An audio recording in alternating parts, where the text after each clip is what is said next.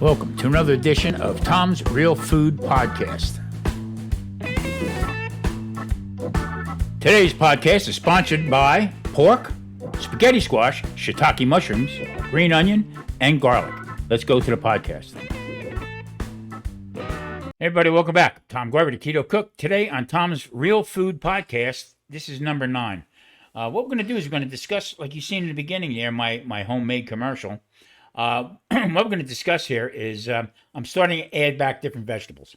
Earlier on, I added in some broccoli and shiitake mushrooms, garlic, green onion, stuff like that. That's the little things that really don't bother me. I know for a fact that broccoli does not affect me whatsoever.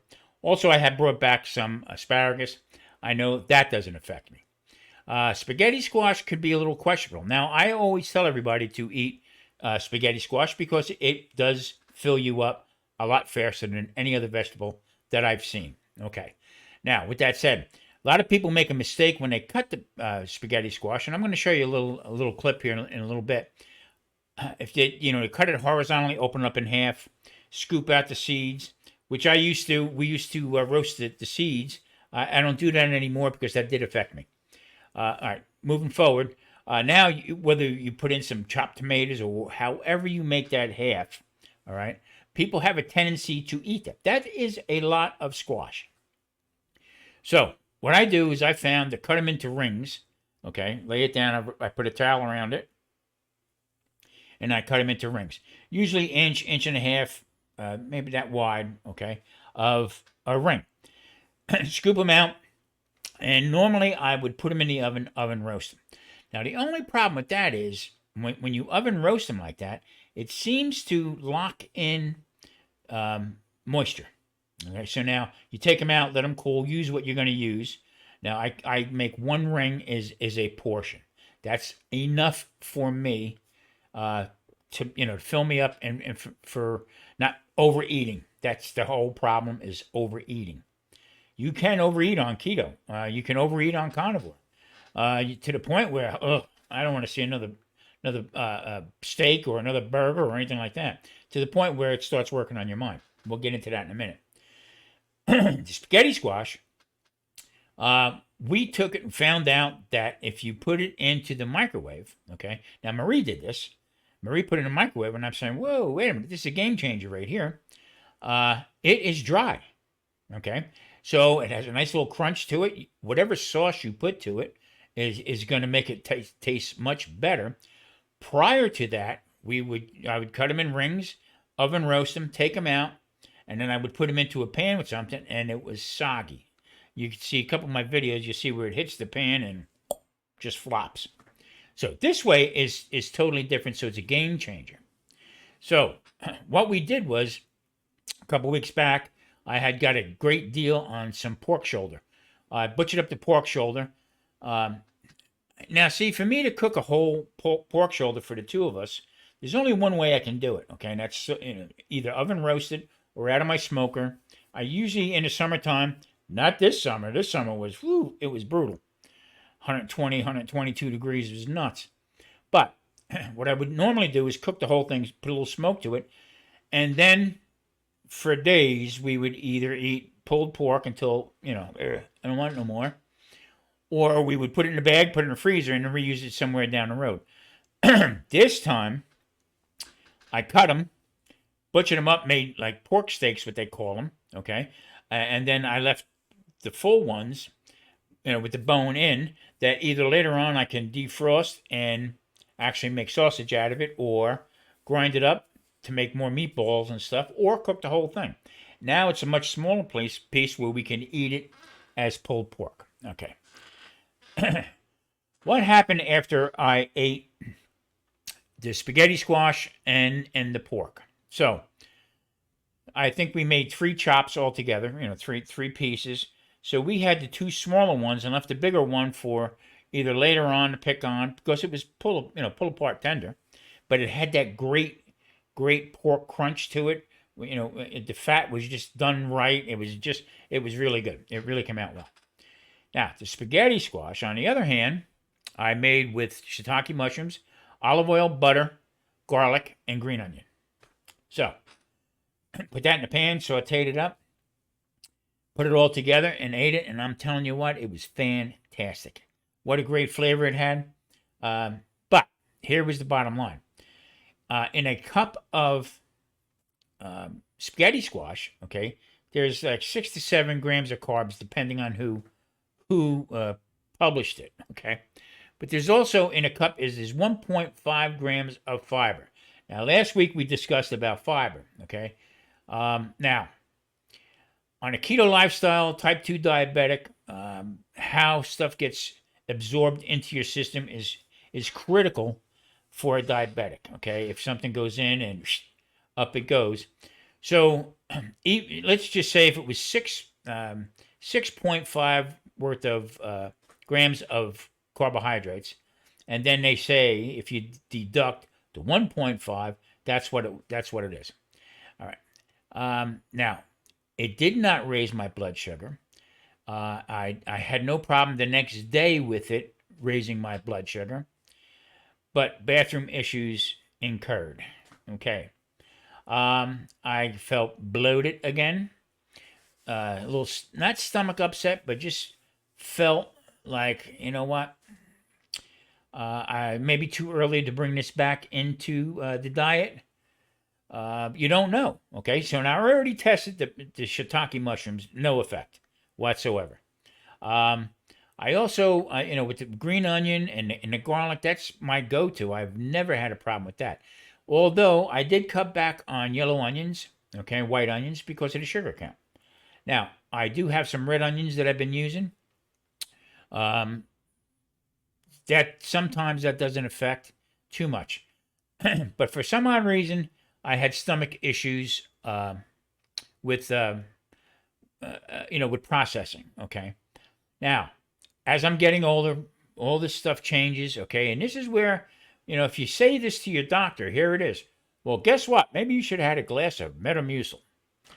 Maybe I should have had a glass of poison, because I don't think that is that critical to me to help. If I'm being bound up a little bit from a small amount of spaghetti squash, what the hell's Metamucil going to do for me? So anyway, I don't mean to call out names and stuff like that, but it's the truth. It's the whole idea. That's why I said you got to grab this by the horns here and really try to help yourself.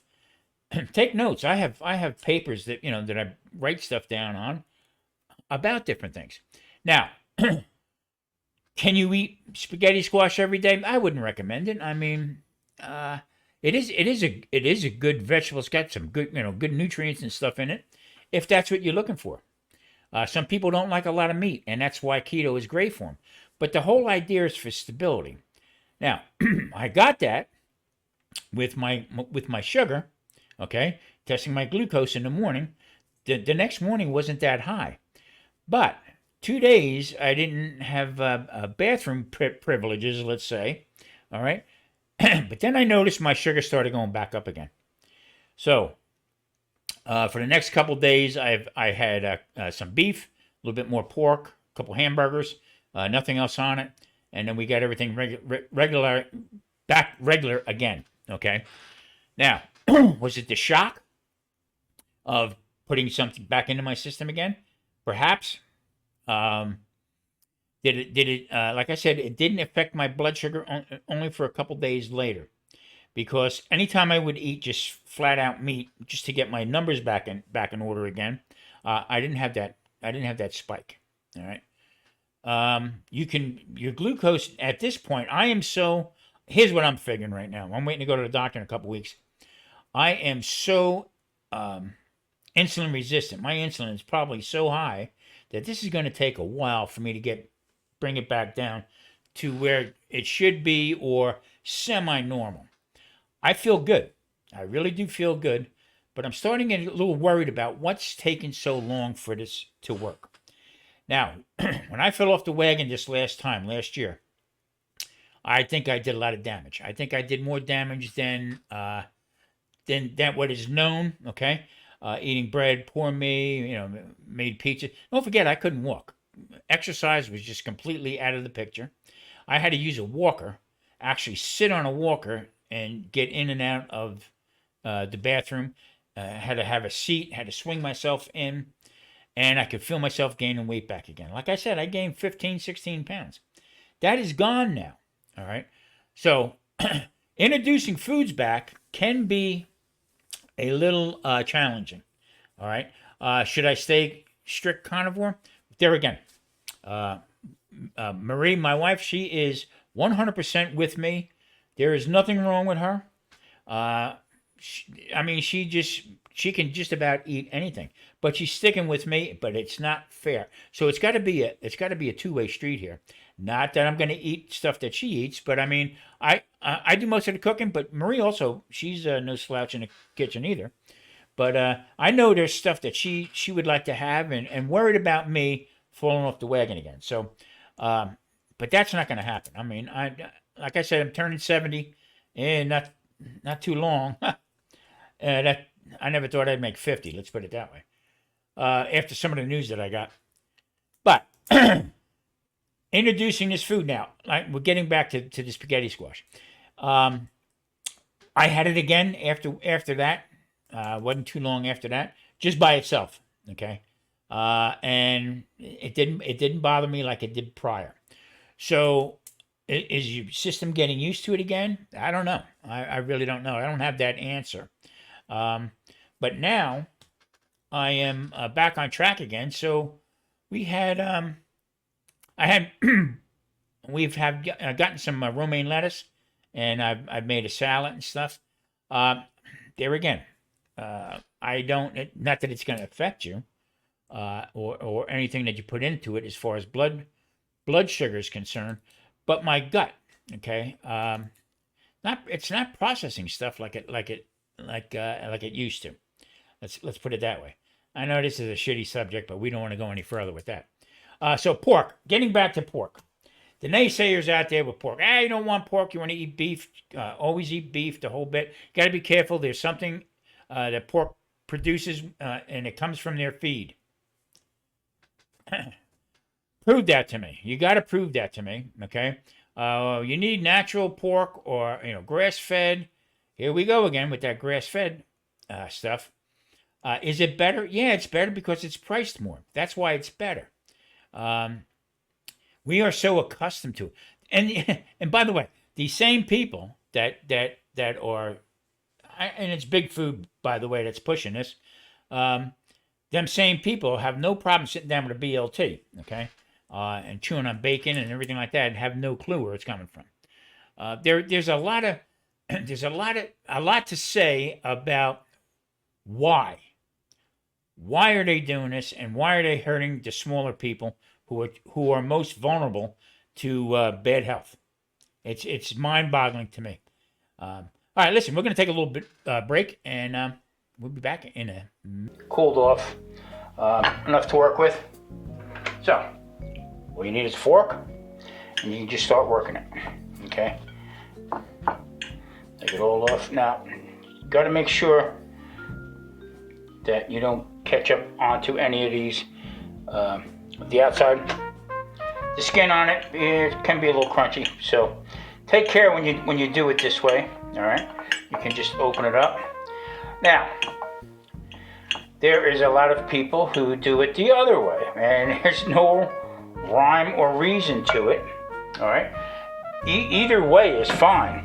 Okay, but once you make it the other way, you got to use it right away.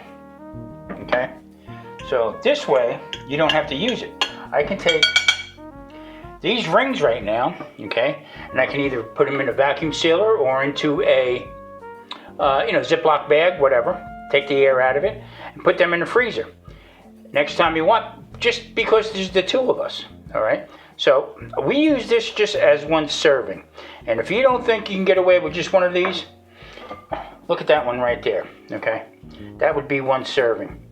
Now I'm a pretty good sized guy, and I would struggle with that to eat this down. All right, so now getting back, I want to just open it up a little bit. All right, so that's one that we're going to put off to the side here. About being versatile. We shop. We try to think ahead what we can have for the week or whatever, or what we have in the freezer. That is a big to do for us. There again, prices are up, but in the same token, you got to adapt. There's nothing you can do for it. So you got to adapt what you're doing and still keep it low carb, and there's no problem with it, none whatsoever. So for the naysayers that keto doesn't work, you haven't tried it, you haven't done it right, and you haven't tried it the right way. So, okay. Okay, pork is out of the oven. It is done. Look at that beautiful piece right there. Okay, what we'll do is we'll slice this bad boy up. A couple nice small pieces. All right. Now, like I said, I didn't trim any of the fat off it because I wanted that to render down and to make the meat juicy. Into this pan right now, I got the pan and the scallions and the garlic already cooked down. So what I'm going to do now is this is heating up. I have spaghetti squash portioned out. I'm going to do one at a time. This way, it's an even type of portion for both of us. Not that we would argue over it or anything like that, but here I'm going to make a little hole.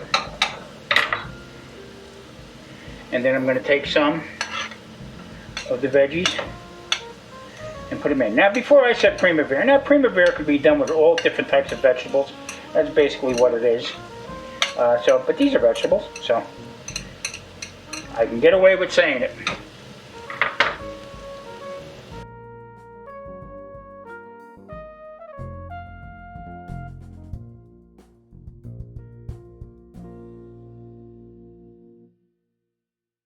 Now, I'm suggesting that if you go to wherever you do your grocery shopping, look and make sure you can find like a full Boston butt. Okay, take it home, cut it, and you just follow along the bone.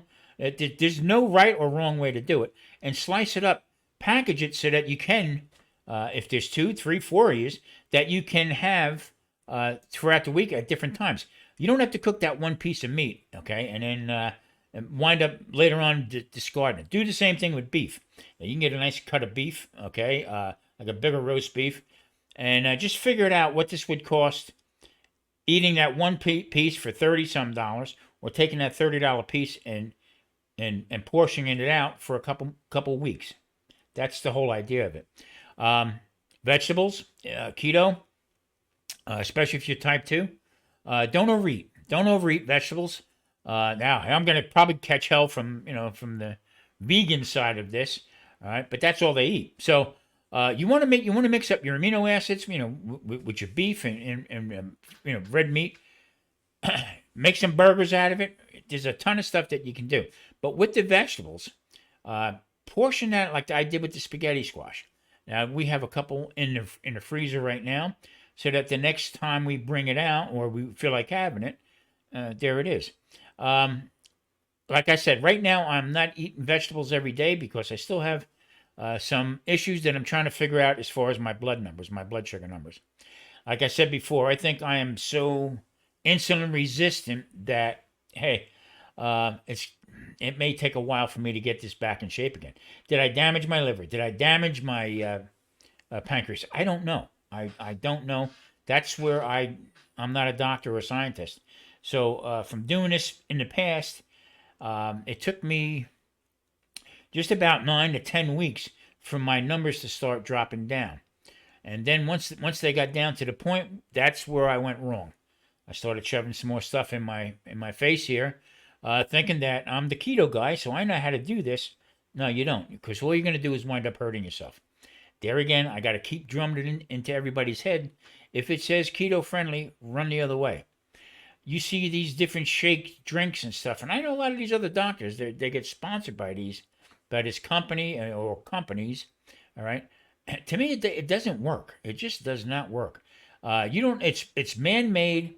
It's all different types of powders and ingredients that are put in there. You don't know nothing about it, okay? And if you're trusting the FDA to tell you exactly that what it's good or not for, don't do it, because they got it wrong with Zantac or whatever that Zantac. That's what it was. They got it wrong with that one. Okay, a lot of people now with stomach cancer. Use your own head. be mindful of how much you're eating. All right. Now, if you're still having lunch and say then a dinner later on at night, and then you're still getting hungry, you're doing something wrong. So I suggest stepping out of the circle, evaluate your situation, take a look exactly what you're eating, Google it. Don't go buying no apps. Okay, want to do this as even keeled as possible, money wise, and pay attention to a couple different doctors out there who are positive about these new studies that are coming with for keto carnivore. Okay, there's a couple papers that have been just published, and they're starting to get slammed a little bit, and that's to be expected because you know what? It's going against people's principles. That's like if I have somebody come up against me and say, well, that's not sustainable. Okay, well, c'est la vie. That's up to you. Got to keep positive with it because you know what? It's working for me. So I'm not pushing this on anybody. I'm trying to explain what I did, how I did it, where I went wrong. Okay, and yeah, this can really affect the rest of your life. I feel good. I really do. My weight's up and down a little bit. Now, can you gain weight from just eating high fat? Yeah, you can. If you eat too much, that's what I'm saying. We need protein. There's no two ways around it. All right. So all these other things that people do, are eating butter. A lot of times, if I'm gonna confess a little something here. Just about every day, 12, 1 o'clock in the afternoon, I'll have a couple scrambled eggs. Okay, Marie makes them, butter, salt, pepper, and she puts a little hot sauce in it. I like some stuff spicy, not too spicy. It's all clean stuff. I'll have that with my coffee. I'll have 2 cups. If I see myself going for 3 cups, then I'm starting to overload the fat because I use 40% butterfat heavy cream. To me, that's the best, especially with me cooking. My cooking background, I like to make different sauces and stuff, and I'll use that heavy cream. Also, if I run a little low on butter, I always make my own. Okay, you can make your own butter. I don't worry about salted butter. I don't worry about unsalted. I like salt. Lately, I've been craving salt a little bit more, and I'll just have a little touch of salt. But it's got to be good salt. You can't be using all this fortified stuff. I use either kosher or sea salt is what I like. Now you can get deep into that with the salt. You need to go deep into the ground and get the salt out of the earth and with the toxins in the water. Here's another thing that boggles my mind a little bit. Okay, now just if you have a globe or just go online and just you can find out how many cubic feet of water there is in the world. Okay, and the fish that we eat. Okay, it's another line that they keep coming out with. The mercury found in fish is no good for you. Well, how'd that mercury get there? Number one, okay, and number two, is that throughout the world? Okay, mercury in every fish that's out in the ocean. Stop and think about that a minute. Okay, that's contaminated. Now, I do know, on the East Coast there was ships going out, barges going out, dumping garbage out into the ocean, plastics and stuff like that. That part I get. All right. And what's going to happen is shrimp and lobster and stuff is going to go out there and eat on that stuff here and there. Is that possible? Yes. But the mercury, if there's that much mercury in the water, now I don't know anything about this. I'm just throwing this out there. So if anybody has a comment about it or knows about it, set me straight. Let me know what's going on. But the vast amount of water we have on this earth, okay, is all contaminated. If that's so, that's a problem. Okay? That is a really, really, really bad problem. And the people who live in Greece or in the blue zones that eat a lot of fish, okay, from the waters, okay, are they contaminated or is it just us? Okay? In the United States, South America, okay, all in that region. I don't know. That's just something food for thought, I guess. Food for thought. But all these different things that are brought up. We got into it last week about grass fed. What about the contaminants that are coming streaming down? Acid rain. Remember that one? Acid rain and all that stuff. How do they protect the cattle from that, or from runoff from another property who is not raising grass fed? Okay, so I'm not too. And there again, also with corn fed. Okay, how do we really know what they're feeding these cows? Cows just eat about anything. If I watch them pretty closely, when I lived in North Carolina, and they'll try anything. Matter of fact, there's a funny story. So I'm battling bladder cancer, and I was told to help soothe it. Try try juicing and stuff like that. So I mean, I juiced everything. The worst thing in the world is, I don't care who you are, if you have ever tried juicing collard greens, okay, or kale, just straight up drinking it, whew, brother, I'm telling you, it is nasty. Anyway, so at the residuals, would spin around, the juice would come out one side, and all the pulp and everything would go out the backside. So Marie is. She likes organic stuff. I mean, she likes, see things growing and the whole bit. So rather than throw that away, she would go out to the fence and dump it over. So every night, there would be maybe 7, 8 cows that would come over to the fence, and they would share the residuals. Now I used to juice 2 or 3 times a day. So there was a lot of pulp that was out there. And any vegetables that we picked from the garden, whatever, tomatoes and stuff, she put them over the fence too, and the cows would eat that. All right. Well, I stopped juicing, and a couple nights go by, and all of a sudden I hear them outside my window. I can hear them. I mean, they're mooing like crazy. And either they would only moo it in the evening if something was out there, okay, or certain times if they know it's feed time, whatever. Well, that's what it was. These cows gathered along the fence, and it sounded like they were saying Marie, because she would dump the stuff over there. But after a while, they would trend away. But my whole thought is, how do we know that all this stuff is clean as they say it is? All right. So organic grown vegetables. Now, I'm not knocking anybody who has an organic farm or anything like that, but it just needs a little bit more than a little stamp or something on a label for me, because you know what, there is a lot of people out there that are doing rotten, cruel things just to make the buck, and it starts from the top down. Big pharma, big food, all this. There are some some professional people out there that are all out for the mighty dollar, and don't give a damn about you one way or the other. Food-wise, health-wise, no matter what. You're just a number, and I hate to say it, but that's just the way it is. All right, everybody. Well, there it is.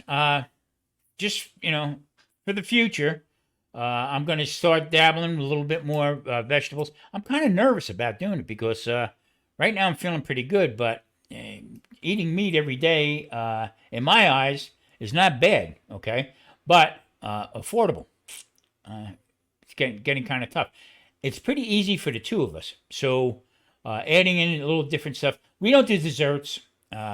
Maria, once in a while, she'll get fruit, and she'll have her fruit and stuff like that. And I try to stay away from it.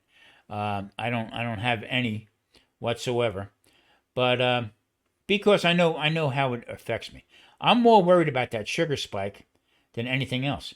The problem is when that sugar spikes up high, that means that my insulin is up even higher.